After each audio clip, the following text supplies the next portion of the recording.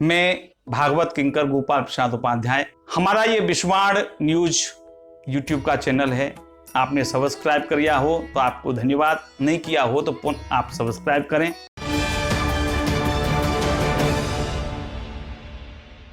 जय श्री कृष्ण, राधे राधे। आप सबको दीपावली की शुभकामनाएं।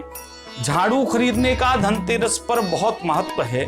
इसमें मत्स्य पुराण में एक कथा आती है, धनतेरस के दिन झाड़ू खरीद करके लानी चाहिए। उसमें बताया गया है कि झाड़ू को भी लक्ष्मी जी का स्वरूप माना जाता है। झाड़ू भी कई तरह की होती हैं। एक होती है कुश की झाड़ू। इस झाड़ू को पूजा स्थल और तंत्र शक्तियों के लिए प्रयोग किया जाता है। एक मोरपंख की झाड़ू होती है, जिसको ठाकुर जी की आरती के बाद में उनकर न्योछावर करते हैं, उनकी बलैया लेते हैं, उसके लिए मोरपंख की झाड़ू का प्रयोग होता है।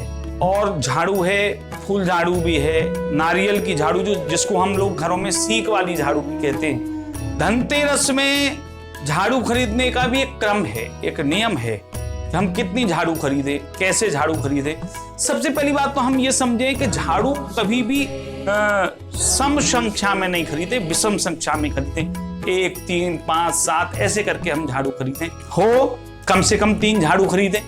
दूसरा बात यह है कि झाड़ू को हमेशा घर के गुप्त स्थान में रखें। हर किसी की नजर पड़े ऐसी जगह पर झाड़ू को नहीं रखना चाहिए। तीसरी बात, हम प्रयास करें, सावधानी बरतें कि झाड़ू से कभी हमारा पांव नहीं, क्योंकि झाड़ू को लक्ष्मी जी का स्वरूप माना जाता है।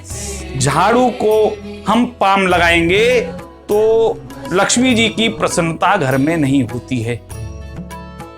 झाड़ू को हमेशा लेटी हुई अवस्था में रखें, कभी भी झाड़ू को खड़ी अवस्था में नहीं रखें, क्योंकि यह जो खड़ी अवस्था में झाड़ू रखी जाती है ना, वह कलह को बढ़ाने वाली होती है। जिससे घर में कलह बढ़ती है, राग द्वेष बढ़ता है, इसलिए झाड़ू को लिटा करके रखें।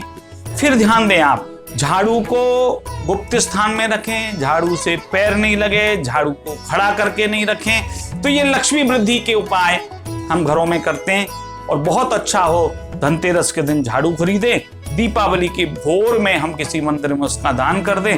ये भी बहुत अच्छा उपाय है कि हम अपने घरों में लक्ष्मी की श्री वृद्धि करें। ये सब सहज उपाय हैं, शास्त्रीय उपाय हैं।